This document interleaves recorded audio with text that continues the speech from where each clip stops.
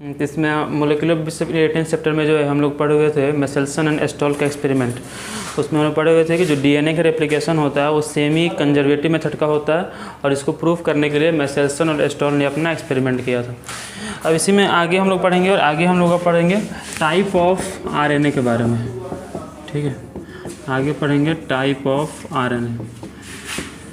देखिए इसके बाद जो मेजर टॉपिक है वो है रेप्लिकेशन ऑफ डीएनए, कि डीएनए रेप्लिकेट कैसे होता है, डीएनए जो है वो कैसे रेप्लिकेट होता है, कैसे 1 से 2 डीएनए बनता है, उसके बारे में हमको पढ़ना है। लेकिन उसके पहले जो है हम लोग को पढ़ना है टाइप ऑफ आरएनए के बारे में, कि आरएनए कितने टाइप के होते हैं और क्या क्या उनका फंक्शन होता है। देखो अभी तक हम लोग देखे हैं कि डीएनए जो होता है बना होता है न्यूक्लियोटाइड का। न्यूक्लियोटाइड में 3 चीज़ें होती हैं, शुगर, फॉस्फोरिक एसिड और नाइट्रोजनस बेस। शुगर होता है डीऑक्सीराइबोज शुगर और राइबोज शुगर। ठीक है, फॉस्फोरिक एसिड होता है H3PO4 जो कि डीएनए में भी होता है और आरएनए में भी होता है। और नाइट्रोजनस बेस होता है 2 टाइप का, प्यूरीन और पायरिमिडीन। प्यूरीन होता है एडेनिन और गुआनिन, पायरिमिडीन होता है साइटोसिन, थाइमिन और यूरासिल। इसमें से डीएनए में क्या क्या होता है, तो डीएनए में होता है एडेनिन, गुआनिन, साइटोसिन और थाइमिन, और आरएनए में होता है एडेनिन, गुआनिन, साइटोसिन और यूरासिल। ठीक है, तो ये सब हम लोग देखे हुए थे। फिर हम देखे थे कि वाटसन एंड क्रिक मॉडल क्या है, कैसे वाटसन और क्रिक ने बताया कि डीएनए का मॉडल कैसा होता है, डीएनए दिखता कैसा है, डीएनए में जो सारे स्ट्रक्चर हैं वो अरेंज कैसे होते हैं, वो सब पढ़े हुए थे। फिर हम लोग पढ़े थे पैकेजिंग ऑफ डीएनए के, डीएनए का पैकेजिंग कैसा है। ठीक है, प्रोकैरियोट्स में कैसे होता है, यूकैरियोट्स में कैसे होता है। इसमें हम लोग हिस्टोन प्रोटीन, न्यूक्लियोसोम, ठीक है, नॉन हिस्टोन क्रोमोसोमल प्रोटीन वगैरह की बातें किए हुए थे। उसके बाद हम पढ़े हुए थे कि डीएनए का रेप्लिकेशन किस मेथड से होता है, तो 3 मेथड सुझाया गया था शुरू में।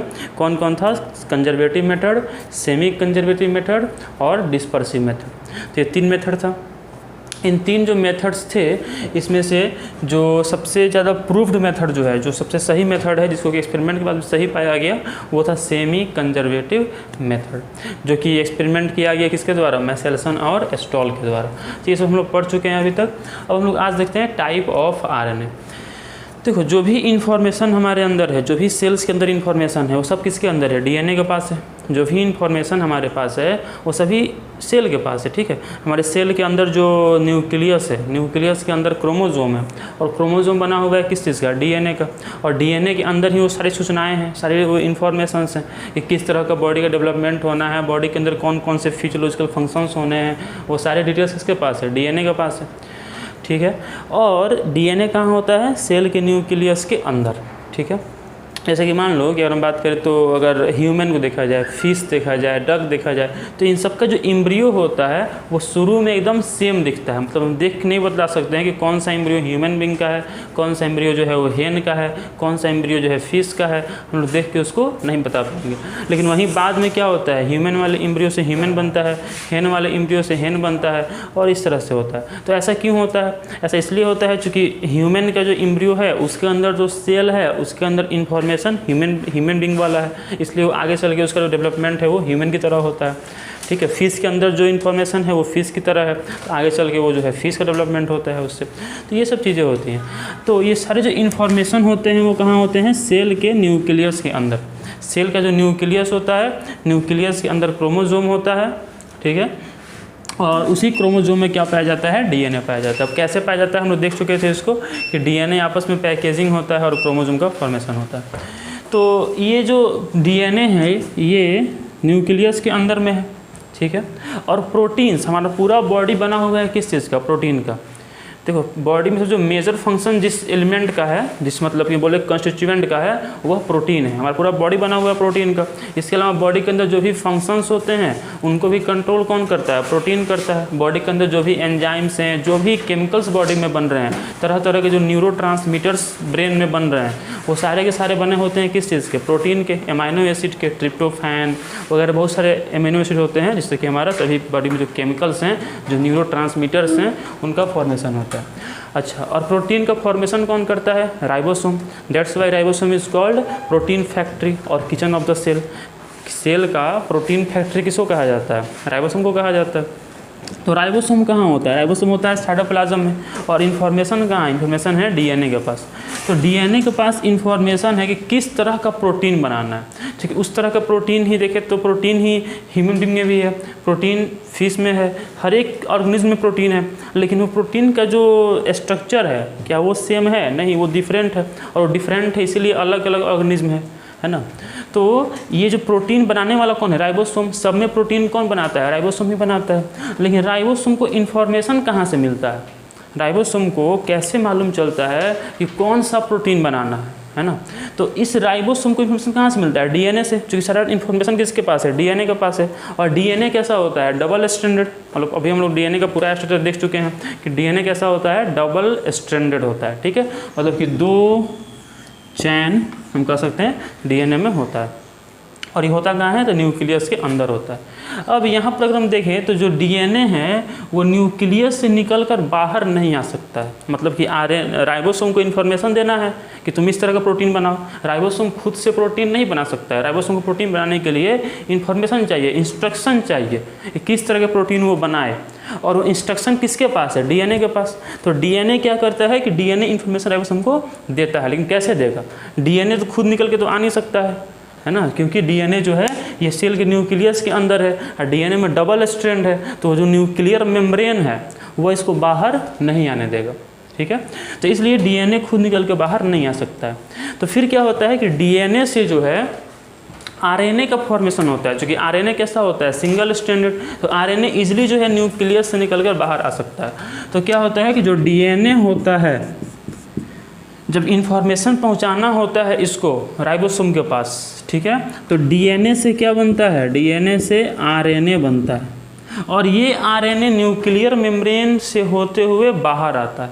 ठीक है, और इस आरएनए को बोलते हैं एमआरएनए, मैसेंजर आरएनए। इसको मैसेंजर क्यों कहते हैं? मैसेंजर इसलिए कहते हैं क्योंकि मैसेज पहुंचा रहा है। कहाँ से कहाँ तक पहुंचा रहा है? तो डीएनए से मैसेज को उठाकर राइबोसोम तक पहुंचाने का काम कर रहा है। और चूँकि ये डीएनए से मैसेज को पहुंचा रहा है राइबोसोम के पास, इसलिए इसको बोलते हैं मैसेंजर आरएनए। एमआरएनए इसको शॉर्ट में बोला जाता है, स्मॉल एम आरएनए, एमआरएनए। और ये जो प्रोसेस है डीएनए से एमआरएनए बनने का, this process is called transcription. This process is called what? Transcription. So what is transcription? The process of formation of mRNA from DNA is called transcription. अब ये जो mRNA, जो RNA होता है वो सिंगल स्ट्रैंडेड होता है। RNA में केवल एक ही स्ट्रैंड होता है। तो RNA इजीली जो है न्यूक्लियर मेम्ब्रेन से बाहर आ सकता है। तो RNA क्या होता है कि बाहर आता है और बाहर आने के बाद वो जाता है राइबोसोम के पास। ठीक है, इन्फॉर्मेशन लेकर के। देखो तो एक्चुअली हम देखें तो पूरा प्रोटीन बना होता है किसका? एमिनो एसिड का। और 20 ही एमिनो एसिड है जिनसे मिलकर पूरा प्रोटीन बना होता है ना। 20 एमिनो एसिड्स हैं। उसमें से 10 को बोलते हैं एसेंशियल एमिनो एसिड और 10 को बोलते हैं non essential amino acid. Those amino acid which can be produced by our body are known as essential amino acid and those which can not be produced by our body which have to taken from outside are known as non essential amino acid. और जो body बना लेता है उसे बोलते हैं non essential amino acid. जो amino acid body form कर लेता है those are called non essential amino acid, और जो बॉडी के बाहर से लेना होता है उसे कहते हैं एसेंशियल एमिनो एसिड। और दोनों कितने होते हैं? 10-10 होते हैं। और यहीं 20 एमिनो एसिड से मिलके सारे तरह के प्रोटीन बनते हैं। लाखों टाइप के प्रोटीन, जो कि इतने सारे ऑर्गेनिज्म हैं, सबका स्ट्रक्चर अलग अलग, सबके अंदर का फंक्शन अलग अलग। तो सारा चीज़ रेगुलेट कौन करता है? प्रोटीन। और वहीं 20 एमिनो एसिड अलग अलग तरह से जुड़ के अलग अलग तरह का प्रोटीन बनाते हैं, जिससे कि इतना सारा जो बायोडाइवर्सिटी देख पाते हैं ये उसी के कारण है। ठीक है, तो ये जो डीएनए है, डीएनए से क्या बना? एमआरएनए बना। और एमआरएनए उस इंफॉर्मेशन को लेकर कहाँ आया? तो न्यूक्लियस के बाहर आया। और न्यूक्लियस के बाहर फिर कौन है? राइबोसोम है। राइबोसोम को अपना ये इन्फॉर्मेशन देगा कि जो भाई ये इन्फॉर्मेशन है तुम इसको पकड़ो और इस हिसाब से एमिनो एसिड को जोड़ो ताकि ये प्रोटीन बने। अब ये ऐसा क्यों है आगे हम लोग देखेंगे, क्योंकि जो डीएनए पर जो सीक्वेंस होता है नाइट्रोजनस बेस का, पढ़े थे ना? डीएनए पर क्या होता है? सीक्वेंस होता है। मान लो यहाँ पर एडेनिन है, बताओ सामने कौन होगा? थाइमिन, यहाँ अगर गुआनिन है तो सामने कौन होगा, साइटोसिन। और एडेनिन थायमिन के बीच में कितने बॉन्ड होते हैं, डबल हाइड्रोजन बॉन्ड होता है। तो यहाँ पे कितना बॉन्ड है, double hydrogen bond. Guanine cytosine में कितने बॉन्ड होते हैं, ट्रिपल हाइड्रोजन बॉन्ड होते हैं। तो यहाँ कितना बॉन्ड होगा, ट्रिपल हाइड्रोजन बॉन्ड होगा। ठीक है, तो ये जो सीक्वेंस होता है ना, ये जो नाइट्रोजनस बेस का सीक्वेंस होता है, यही मेन चीज़ है, यही मायने रखता है। क्योंकि जिस सीक्वेंस में ये नाइट्रोजनस बेस होते हैं उसी सीक्वेंस में एमिनो एसिड जुड़ता चल जाता है और उस तरह का प्रोटीन बनता है। हर एक में अगर हम पूरा डीएनए का देखें, पूरा डीएनए का अगर हम इसका लाइफ रेटिंग करें, पूरा रेटिंग करें, मतलब इसका स्टडी किया जाए अगर, अब ये टेक्नोलॉजी अवेलेबल है। आज से अगर देखें तो 50-100 साल पहले ऐसा टेक्नोलॉजी नहीं था जिससे कि हम डीएनए को पढ़ पाएँ। लेकिन अभी के समय में क्या है कि हम पूरे डीएनए को पढ़ सकते हैं। ठीक है, ऐसा टेस्ट होता है एक, जिसमें कि पूरा डीएनए का जो कुंडली है निकल के सामने आ जाता है कि डीएनए में किस तरह का नाइट्रोजन भी जुड़ा हुआ है। और बहुत सारा जो ट्रीटमेंट किया जाता है उसमें भी डीएनए प्रोलाइफरेटिंग करके और इसके आधार पर जो है दवा दिया जाता है। डीएनए का जांच से मालूम चल जाता है कि कौन इंसान को किस चीज़ से एलर्जी होगा, कौन चीज़ उस पर ज़्यादा तरह से सूट कर सकता है, कौन सा दवा उस पर अच्छा इफ़िशियंसी से काम कर सकता है, किस दवा की इफ़िशियंसी उस पर कम होगा। सब चीज़ मालूम चल जाता है डीएनए के जांच से, क्योंकि सब तरह के इन्फॉर्मेशन डीएनए पर ही हैं। और अब तक हम डीएनए के ही हम मूर्त रूप हैं, डीएनए का ही हम क्या हैं, हम उसका रिप्रेजेंटेशन है। डीएनए में जो इन्फॉर्मेशन है उसी का हम रिप्रेजेंटेशन है बस। ठीक है, तो डीएनए से सूचनाएं जो इन्फॉर्मेशंस हैं उसको एमआरएनए लेकर कहाँ आया, राइबोसोम के पास आया। राइबोसोम उसको पढ़ा कि चलो इस तरह से हमको एमिनो एसिड को जोड़ना है। अब इस राइबोसोम को क्या चाहिए, चाहिए इसको एमिनो एसिड। एमिनो एसिड आएगा तब ना इसको जोड़ेगा और उसको वो बनाएगा प्रोटीन। तो यहाँ पर आता है टीआरएनए। एक और आरएनए होता है जो कि क्या करता है कि जो एमिनो एसिड है जो कि मौजूद है साइटोप्लाज्म में। एमिनो एसिड कहाँ मौजूद है, साइटोप्लाज्म में। तो साइटोप्लाज्म में जो एमिनो एसिड है उसको वो उठा कर लाकर पहुँचाता है राइबोसोम के पास। अब चूंकि वो ट्रांसफ़र करने का काम कर रहा है, क्योंकि वो एमिनो एसिड को लाने का काम कर रहा है, कहाँ से कहाँ तक, साइटोप्लाज्म से राइबोसोम के पास, इसलिए उस आरएनए को बोलते हैं ट्रांसफ़र आरएनए या शॉर्ट में बोलते हैं टीआरएनए। तो टीआरएनए कौन सा है, तो वैसा आरएनए जो कि एमिनो एसिड का साइटोप्लाज्म से राइबोसोम के पास ट्रांसफ़र करने का काम करता है, उसे क्या कहते हैं, टीआरएनए या ट्रांसफ़र आरएनए कहते हैं। और इसको एसआरएनए भी कहा जाता है। ठीक है, टीआरएनए को ही एसआरएनए भी कहा जाता है। एसआरएनए मतलब कि एस मतलब होता है सॉल्यूबल आरएनए, मतलब ये ऐसा आरएनए होता है जो कि सॉल्यूबल होता है, जो कि साइटोप्लाज्म में मिला हुआ रहता है। ठीक है, सॉल्यूबल होता है। जब इसका काम होता है, जब इसका यूज होता है तब ये सामने आता है, अपना काम करता है और फिर जगह साइटोप्लाज्म में घुल जाता है, मिल जाता है। इसलिए सबसे टाइप को हम बोलेंगे सबसे अधिक ये अनस्टेबल टाइप का आरएनए है। जो टीआरएनए होता है ये सबसे ज़्यादा अनस्टेबल आरएनए है। ठीक है, तो शुरू से फिर से कि क्या हुआ, डीएनए में इन्फॉर्मेशन था, उस इन्फॉर्मेशन को कहाँ पहुँचाना है, राइबोसोम के पास, ताकि जो राइबोसोम है उसको पढ़ पाए और उस हिसाब से प्रोटीन का फॉर्मेशन कर पाए। अब उस इन्फॉर्मेशन को क्या डीएनए लेकर बाहर आ सकता है, नहीं लेकर आ सकता है। क्यों, क्योंकि डीएनए में डबल स्ट्रैंड है और डबल स्ट्रैंड होने के कारण डीएनए जो है वो न्यूक्लियर मेम्ब्रेन को पार करके बाहर नहीं आ सकता है। तो फिर यहाँ पर क्या होता है कि डीएनए से आरएनए बनता है, और कौन सा आरएनए बनता है, एमआरएनए, मैसेंजर आरएनए। इस आरएनए को एमआरएनए क्यों कहते हैं, क्योंकि यह मैसेज पहुँचाने का काम कर रहा है। डीएनए से मैसेज को उठाया है और कहाँ पहुँचाएगा, राइबोसोम के पास पहुँचाएगा, इसलिए इसको क्या कहते हैं, मैसेंजर आरएनए। अब जब मैसेज पहुंच गया तो फिर जो राइबोसोम है ये क्या करता है, ये एमिनो एसिड को मंगाने का काम करता है ताकि एमिनो एसिड आए, उसको ये जोड़े और अपना प्रोटीन का फॉर्मेशन करे। अब एमिनो एसिड को साइटोप्लाज्म से कहाँ लाना है, राइबोसोम के पास लाना है। तो एक और तरह का आरएनए है जो कि एमिनो एसिड को साइटोप्लाज्म से राइबोसोम के पास लाने का काम करता है, और वो जो आरएनए होता है उसको बोलते हैं ट्रांसफ़र आरएनए। टी मतलब क्या होता है, ट्रांसफ़र आरएनए। ठीक है, या इसी को सॉल्यूबल आरएनए, एसआरएनए भी कहा जाता है। अब जब एमिनो एसिड आ गया राइबोसोम के पास तो फिर क्या होता है कि राइबोसोम जो है, जो राइबोसोम है, अब उसको उस एमिनो एसिड को जोड़ना है और प्रोटीन का निर्माण करना है, प्रोटीन का फॉर्मेशन करना है। तो यहाँ पर राइबोसोम खुद बना होता है आरएनए का, जो राइबोसोम, अगर नहीं पढ़े 11th में तो सुन लो एक बार कि राइबोसोम जो है इसकी डिस्कवरी किसने की थी? जॉर्ज पैलाडे ने की थी 1951 में। और राइबोसोम खुद बना होता है दो चीज़ों का, कौन कौन? आरएनए प्लस प्रोटीन का। आरएनए प्लस प्रोटीन का बना होता है कौन? Ribosome. And that's why ribosome is known as ribo nucleoprotein.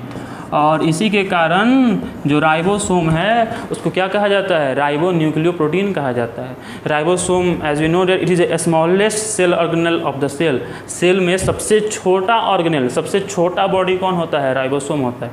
और राइबोसोम जो है बना होता है आरएनए और प्रोटीन का, और इसीलिए राइबोसोम को क्या कहते हैं? राइबो न्यूक्लियोप्रोटीन कहते हैं। अब राइबोसोम में जो आरएनए होता है इसको कहते हैं आरआरएनए, या फिर इसको बोलते हैं राइबोसोमल आरएनए। क्या बोलते हैं इसको? Ribosomal RNA. तो ये क्या करता है कि जो एमिनो एसिड आया हुआ है और जो इन्फॉर्मेशन आया हुआ है कहाँ से? डीएनए से। कौन लेकर आया है? एमआरएनए। तो उस हिसाब से एमिनो एसिड को जोड़ता है और प्रोटीन का फॉर्मेशन करता है। कौन? आरआरएनए। तो आपसे पूछा जाए अगर बताओ कि टोटल कितने टाइप का आरएनए है, तो 3 टाइप का आरएनए है। कौन कौन? एक है एमआरएनए, एक है टीआरएनए, और कौन है? आरआरएनए। तो 3 तरह के आरएनए होते हैं, एमआरएनए, टीआरएनए, आरआरएनए। एम मतलब मैसेंजर आरएनए, टी मतलब ट्रांसफ़र आरएनए, और आर मतलब राइबोसोमल आरएनए। जो मैसेंजर आरएनए है, मैसेंजर आरएनए ये होता है अप्रोक्स 5 से 10%। मतलब कि जितने भी आरएनए हैं उसमें एमआरएनए कितना होता है? 5 से 10%। जो ट्रांसफ़र आरएनए है ये होता है 10 से 15%। 10 to 15% कौन होता है? Transfer RNA. और जो आरआरएनए है दैट इज़ 80 to 85%। ठीक है, मतलब सबसे अधिक कौन होता है? आरआरएनए, और सबसे कम कौन होता है? एमआरएनए। और विच आरएनए इज़ मोस्ट अनस्टेबल? सबसे ज़्यादा अनस्टेबल टाइप कौन है? तो टीआरएनए। और तीनों का फंक्शन क्या है?